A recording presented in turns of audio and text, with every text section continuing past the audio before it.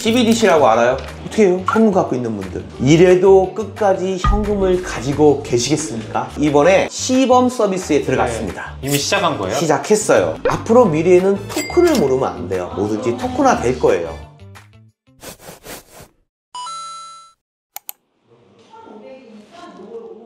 사장님, 이번엔 저희가 다룰 주제가 어떤 게 있을까요? 세상이 정말 빠르게 변하잖아요. 그런데 내가 안주하고 있고 그냥 세상과 길을 막고 있으면 그냥 발전이 없어요. 그래서 제가 이번에는 이것을 알아야만 돈을 벌 수 있고 우리 가족을 지킬 수 있다 시리즈로 해서 첫 번째 CBDC. 우성씨, CBDC라고 알아요? 각 국가들이 이제 전자화폐 만드는 거 아니에요? 뭐 비슷해요. 그 CBDC라 그래서 영어로 우리가 좀 알아야 돼요. 어디 가서 딱 하면은 안녕하세요, 요즘에 CBDC가 그러면 CBDC가 이거 아니에요? 라고 요 정도는 돼야 돼요. 쉬우니까 한번 우리도 앞으로 대화를 하려면은 요 정도 외워야 되니까. 알겠습니다. C 한번 나한테 불러줘봐요. C. 센트럴.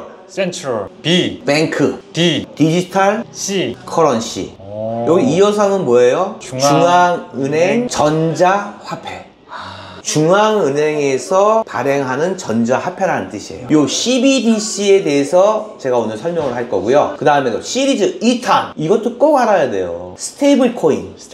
저 개인적으로는 뭐 코인을 그렇게 좋아하지는 않은데 이번에 코인에 대해서 공부를 진짜 열심히 했거든요. 근데 여기에 매력이 있더라고요. 그리고 세 번째가 뭐냐면 제일 어려웠어요. 정말 이렇게 어려운 걸 내가 왜 해야지 할 정도로 했는데 이걸 내가 이해하지 못하면 앞으로의 사회에서 낙오가 되고 또 여기 시청하시는 분들한테 제가 어떻게 하면 쉽게 풀이를 할까 해서 고민을 정말 많이 했어요. 그게 뭐냐? 양자역학. 양자역학이요? 우리 집 더덜 이 유튜브는 거기까지 진출하는 거예요. 제가 어떻게 하면 정말 쉽게 설명할 수 있을까 고민하고 공부했으니까 기대하셔도 좋습니다. 그래서 알겠습니다. 오늘은 아까 처음에 얘기한 CBDC에서 얘기하고요. 2탄이 스테이블 코인, 3탄이 양자역학. 이렇게 한번 말씀을 해드리고 싶습니다. 요 세 가지는요, 제가 왜 강조하냐면은 앞으로 미래에 꼭 알아야 돼요. 세상은 빠른 시간 내에 변화하고 있는데 이렇게 변하는 것을 내가 알고 있는 사람과 모르고 있는 사람은 엄청난 차이가 있고요. 여기에 바로 돈이 있습니다. 우리 돈 벌어야 될 거 아니에요. 여러분들이 지금 여기 시청하고 있는 이유가 뭐예요? 돈 벌려고.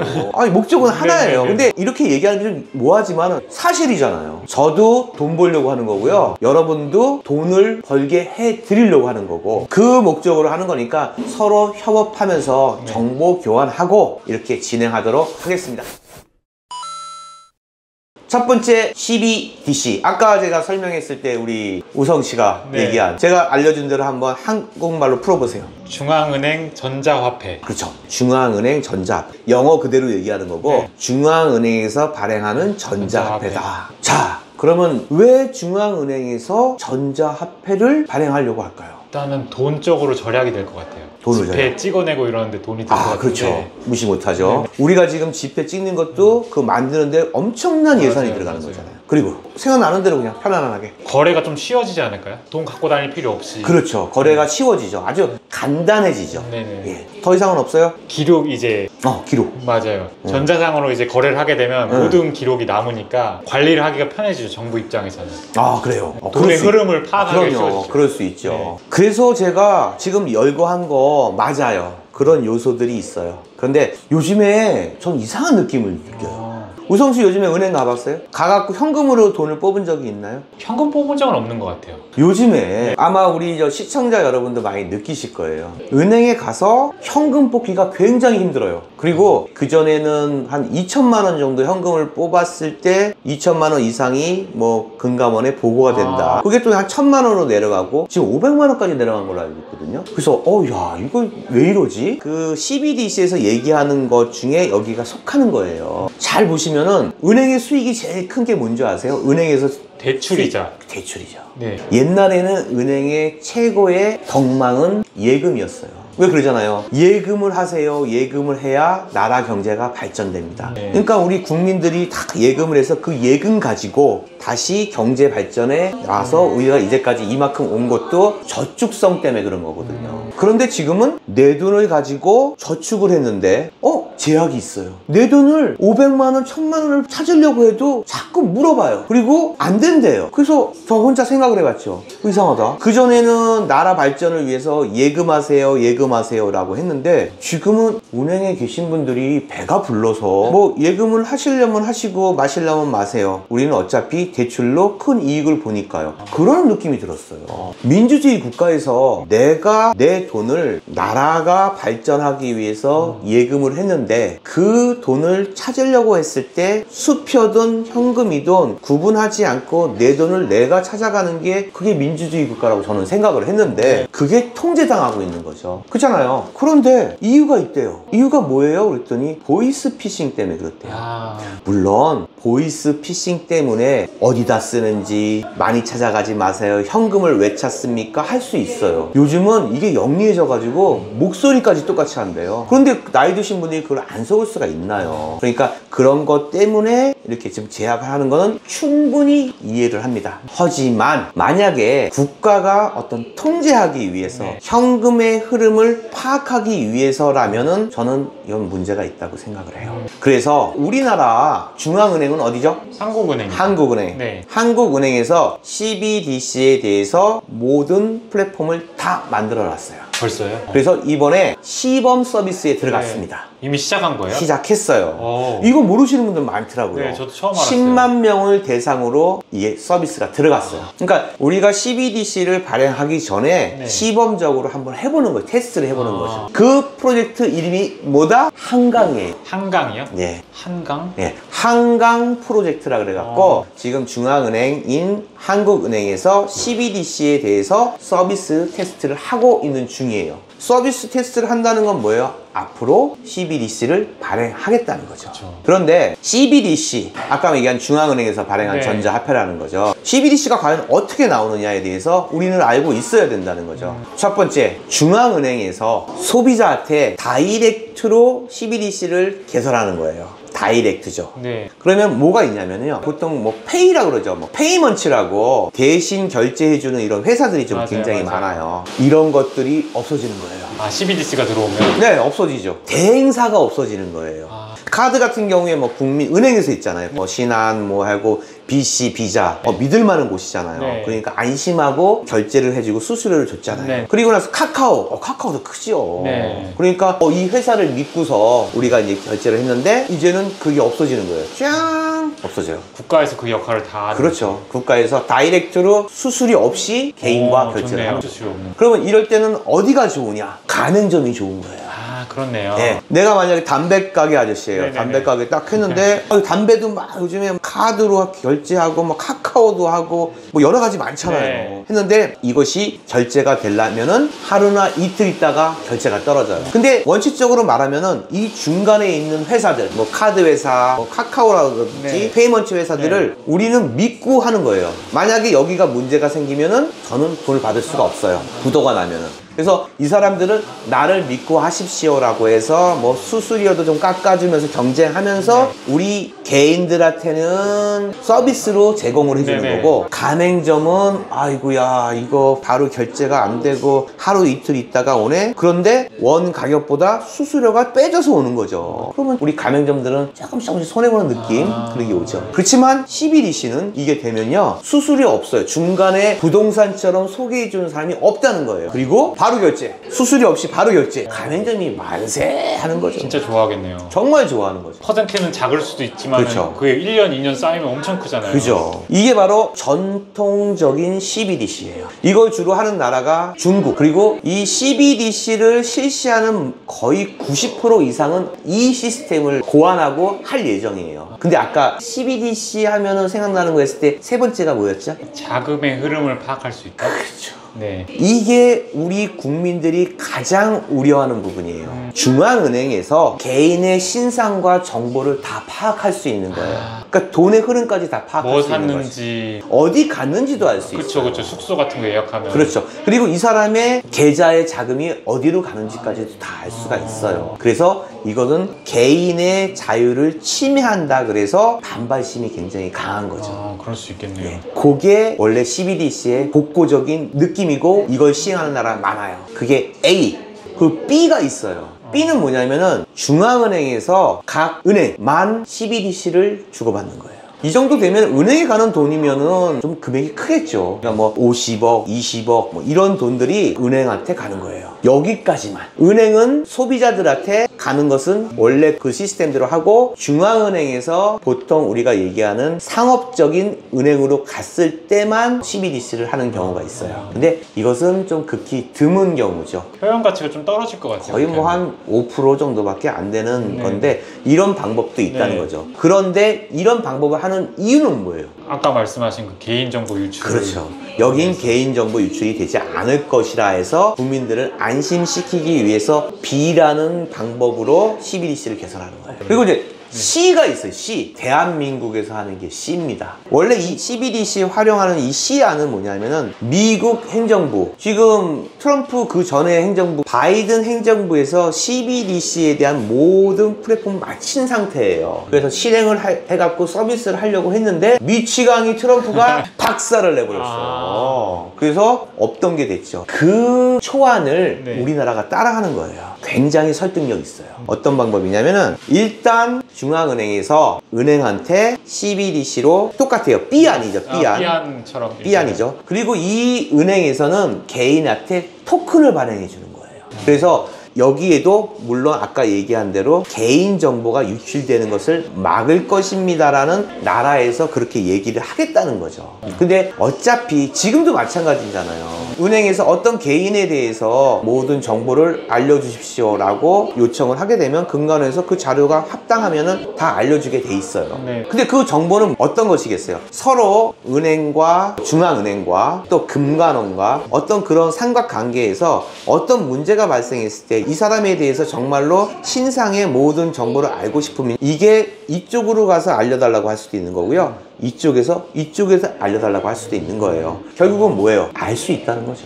근데 이거를 갖다가 약간씩 비틀어서 얘기를 하고 있는데, 결국은 제 생각도 마찬가지로 CBDC가 발행이 된다면 개인정보는 유출될 수밖에 없다라고 저도 생각을 하고 있어요. 앞으로는 지폐가 없어져요. 자, CBDC를 발행하겠습니다 라고 해서 현금이 다 금방 사라지는 게 아니에요. 본격적으로 토착화되려면은 한 6년에서 7년 정도 걸리지 않을까라고 저는 개인적으로 생각을 하고 있고요. 그 대신 아까 얘기한 현금을 갖고 있는 분들이 굉장히 불리해질 거라는 거죠.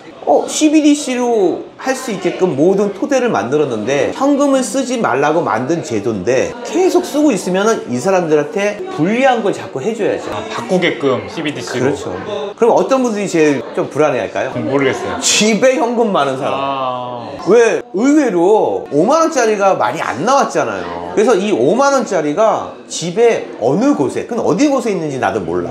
어느 곳에 숨어놨든지 어느 곳에 매달아놨든지 현금을 갖고 계신 분들이 의외로 많을 거라는 거죠. 근데 그분들이 이 현금을 CBDC화 하려면 결국 어떻게 해야 돼요? 이 돈을 은행이나 갖다 줘서 CBDC 디지털 화폐로 교환을 해야 돼요.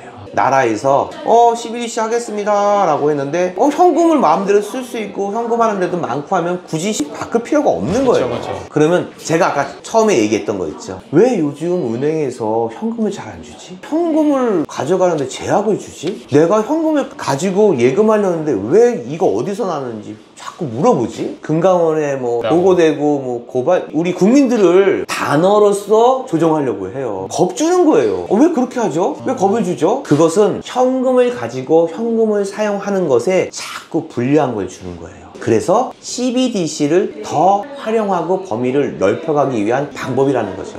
그래서 요즘에 중국 여행 가면은 현금을 가져가면 안 되고 QR코드 그걸 결제하는 어플을 깔아가지고 그걸로 해야 된다고 하더라고요. 그러니까요. 현금을 못 쓰게 일부러 그렇게 만든 거네요. 원래 중국 같은 경우에는 CBDC를 계속해서 하려는 이유가 두 가지예요. 첫 번째는 뭐냐면은 미국에 대항하기 위해서. 이게 나중에 스테이블코인에서 얘기할 건데, 미국은 달러가 죽는 걸 되게 싫어하기 때문에 달러로 기반을 한 스테이블코인을 자꾸 장려하는 거고요. 중국은 달러로 스테이블코인을 하는 걸 싫어하기 때문에 금과 연동된 것을 계속 가기 때문에 CBDC를 원하는 거예요. 두 번째는 뭐냐면은 통제예요. 중국에 있는 건 공산국가잖아요. 공산국가는 당이 우선이에요. 개인이 절대 우선이 아니에요. 근데 중국에는 이런 자유무역주의와 자본주의가 들어오면서 개인적으로 부를 축적한 사람이 굉장히 많아요. 근데 이분들이 고민이 있어요. 이 돈을 해외로 보내고 싶은 거예요. 그래서 어떻게 해요? 호주의 부동산도 사고 한국에 뭐 금도 좀 사러 오고 테더라 그래갖고 뭐 스테이블 코인으로 바꾸고. 왜 그런 일을 할까요? 중국에 내가 돈이 많으면 안 되기 때문이에요. 다 추적하고 회수할 수 있고 압류할 수 있기 그렇죠. 때문에. 나는 정당하게 돈을 벌어도 중국 당에서 너는 불법적으로 돈을 벌었어 라고 세금을 때릴 수 있고 압류를 할 수가 있어요. 그게 두려운 거죠. 그래서 하루빨리 CBDC를 자기 국내에 있는 사람들한테 통용을 하는 순간에 돈의 흐름을 다 알 수 있기 때문에 하려고 하는 게 굉장히 강하다는 거죠. 그리고 말씀드릴 게 뭐냐면은 전 세계에서 지금 CBDC를 하고 있는 나라가 있어요. 중국은 전체의 대륙에서 하지가 않아요. 그래요? 일부 시범적으로 했었고요. 점점 퍼져나가는 거고 너무 넓으니까 지금 전 중국의 본토에서는 다 CBDC를 사용하는 건 아니에요. 점점 늘려나가는 상황이고 전 나라가 국민이 CBDC를 사용하는 나라가 있어요. 그 나라가 뭐냐면 나이지리아, 바레인, 그다음에 자메이카 세 나라가 CBDC를 지금 실행하고 있는 나라예요. 뭔가 전산하고 거리가 멀어 보이는 나라들인데. 그렇죠. 일단 이들의 공통점은 뭐냐면은 선진국이 아니다. 그러면 이 나라가 CBDC를 실시를 했는데 성공했을까요? 실패했을까요? 뭔가 어설펐을 것 같아요. 실패했어요. 실패했어요? 예. 나라에서 CBDC를 그렇게 발행을 해갖고 하라고 했는데 국민들이 싫다고 해갖고 계속 현금만 써요. 왜요? 국가의 장악력이 낮은 거예요. 그리고 또 뭐냐면은 인터넷망 같은 게 활발하지 않은 나라예요. 그래서 세계에서 최초로 CBDC를 모델로 하는 나라가 중국이에요. 그게 A형이잖아요. 국가가 주도하고 국가가 개인에게 직접적으로 디지털 화폐를 활용할 수 있는 거를 할 수 있는 나라가 지금 중국이 시범적으로 하고 있는 거죠. 그래서 아까 한강 프로젝트라는 우리나라는 그 혼합형 중앙은행에서 우리 은행에서 해주고 여기서는 토큰을 사용해 갖고 국민들한테 하는 이게 혼합형이 있는데 이게 원래 미국이 하려고 했던 건데 미국은 포기했잖아요. 만약에 그 사례를 우리 한국이 너무너무 잘 해놨다. 우리 인프라가 좋잖아요. 했다면 또 많은 국가들이 모델로 한국을 지목해서 갈 거라는 거죠. 그러니까 모르겠어요. CBDC의 장점도 있고 단점도 있지만은 왠지 모르게 저도 불안해요. 진짜 불안해요. 그리고 토큰이라고 했는데 보통 이런 CBDC를 발행하고 은행에서는 토큰을 발행한다고 그러는데 이 토큰이라는 게 어떤 화폐의 기능을 부여해 주는 거예요. 어떤 거 가격에 대한 가치를 부여하는 건데 이게 매개체라는 거죠. 매개체. 그래서 이제 토큰화, 모든 것이 토큰화 된다. 앞으로 미래에는 토큰을 모르면 안 돼요. 뭐든지 토큰화 될 거예요. 부동산, 땅, 편의점, 모든 거래하는 그곳, 뭐 이런 모든 체계가 토큰화 될 거예요. 뭐 미술품도 마찬가지고요. 뭐 예술품, 뭐 도자기, 뭐 이런 것도 모든 것이 토큰화 될 거라는 거예요. 그래서 이 토큰화 되는 이 느낌을 우리가 알고 있어야지만 편리하긴 굉장히 편리해요. 모든 것이 디지털이기 때문에. 토큰이랑 그러면은 그냥 지금처럼 카드 결제하는 거랑 뭔 차이? 전산망에서 어떻게 처리되는 게 다른 거예요? 그러니까 디지털이라는 것이 바로 카드 기능과 이런 거의 흡사한 거예요. 근데 그 주인에 따라서 나누어지는 거죠. 나라에서 중앙은행에서 발행하는 것이 바로 디지털이라는 개념의 화폐고요. 사기업에서 발행하는 것이 이제 카드로 인해서 자기네들이 대행을 해주는 거죠. 그리고 토큰이라는 것은 뭐냐면은 모든 이런 전산이나 모든 이런 것들을 더 편리하기 위해서 만든 거예요. 매개체라는 거죠.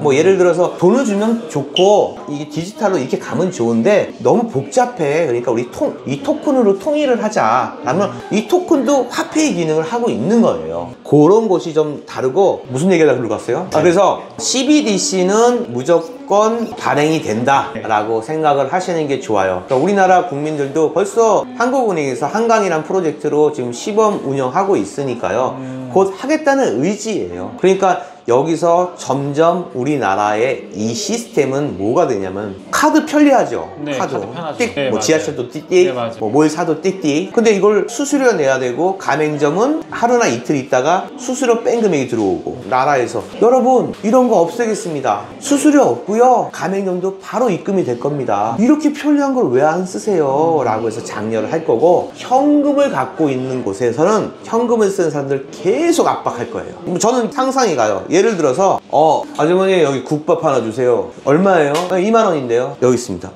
저희 현금 안 받는데요. 분명히 이런 일이 생길 겁니다. 이런 일이 생길 거예요. 그럼 그 대신에 거기 국밥집은 어떤 혜택을 주겠어요? 나라에서 디지털 화폐를 사용해야 되고 현금을 받지 않음으로 인해서 이 국밥집은 혜택을 주는 거예요. 감세라든가 뭐 감세도 해줄 수 있고 어떤 나라에서 어떤 복지적으로도 아니면 세액적으로도 굉장한 혜택을 줄 거라는 거죠. 그러면 어떻게 되겠어요? 현금을 가지고 쓰는 사람들이 좁아지는 거예요. 요즘에 그것도 있잖아요. 어느 주차장을 갔더니 거의 현금을 사용할 수 없어요. 뭐든지 카드로 되는 거예요. 현금으로 앞으로 주차장, 전자제품 사는 거, 모든 온라인 결제, 계좌 이체까지도 힘들게 만들 거예요. 그렇게 해야지만 CBDC를 많이 활용할 수 있고 제약할 수 있고, 목적은 바로 CBDC를 전 국민이 사용하게 만드는 게 목적이라는 거죠. 어떻게 해요? 현금 갖고 있는 분들. 그래서 그 현금을 갖고 계신 분들이 그냥 CBDC가 필요해서 은행에서 바치진 않을 거라는 거죠.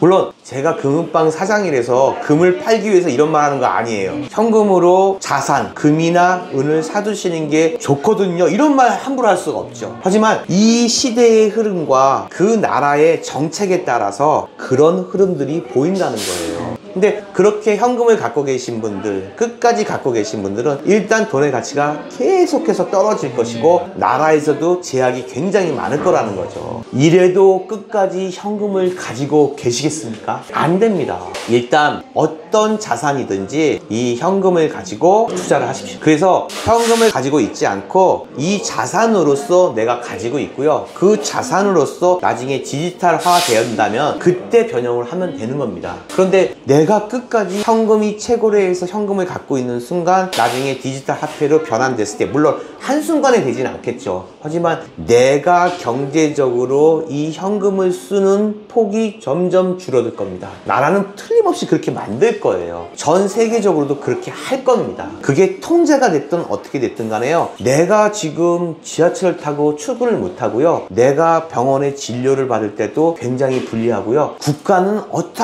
하든지 이 디지털화 해가지고 모든 시스템을 그렇게 만들 거라는 겁니다. 우리가 가만히 있다가 나라에서 하는 대로 그렇게 할 수도 있겠지만 지금이라도 우리가 관심을 갖고 CBDC라는 게 무엇일까 이거에 대해서도 한번 생각해 보셔야 돼요. 그래서 앞으로는 디지털 화폐화 된다면은 내가 앞으로 무엇을 해야 되고 어떻게 대비를 해야지 우리 가족을 지킬 수 있고 나를 지킬 수 있는지 분명하게 알아두셔야 됩니다. 감사합니다. 감사합니다.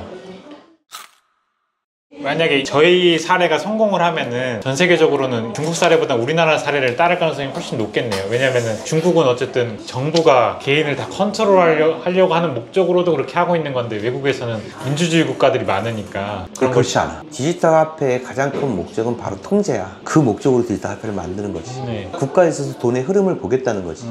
그러니까 뭐든지 현금을 사용하게 되면 이 출처를 모르니까 세금을 때릴 수도 없고 돈의 흐름을 파악해야 되는데 어디 가서 돈이 있는지도 모른다는 거지. 근데 국가가 디지털 화폐를 하는 가장 큰 목적은 카드사에서 이 사람이 하루에 얼마를 결제하고 얼마를 쓰는 게 모든 게 파악되잖아. 그걸 원하는 거야. 그래서 모든 국가들은 원래 그거 중국이 하고 있는 걸 하려고 하는 거야. 근데 이제 B형은 뭐냐면은 B형을 하는 데는 거의 없을 거고 C형이 혼합형 아까 그런데 미국이 완전 민주주의 국가니까 그렇게 막 미국에서도 야 니네들 이거 개인정보 해갖고 통제하려고 하는 거지. 그게 아니야. 우리 너희들 통제 안 해. 우리는 은행만 통제해서 나가는 것만 할 거고 은행에서 너희들한테 토큰을 발행해서 너희들 할 거니까 너희들 그전 시스템대로 하면 돼 라고 이제 하는데 결국에는 아까 얘기한 대로 얘네들도 개인정보를 알려면은 언제 금방 알 수가 있는 거지. 근데 이제 모든 거래는 디지털화 돼서 거래될 수 있게끔 만드는 게 가장 큰 목표지. 근데 여기서 스테이블 코인이 나와. 완전히 두 개가 비교가 딱 되는 거야. 재밌어져.